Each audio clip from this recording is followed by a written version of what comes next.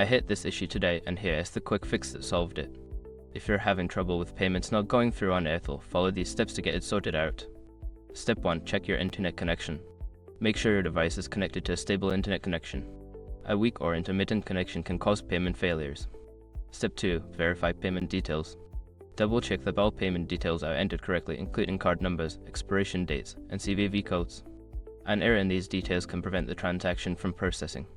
Step 3. Update the Airtel app. Ensure that you are using the latest version of the Airtel app. Outdated apps may have bugs that affect payment processing. Go to your app store and check for updates.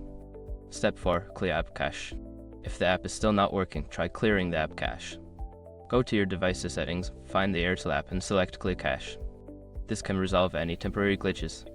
Step 5. Contact customer support. Before filing a refund or dispute, use the SROC.com link in the description to open the refund dispute deadline calculator and confirm your deadline. Hopefully, these steps help you get your payments through smoothly. Don't hesitate to reach out if you have any other questions.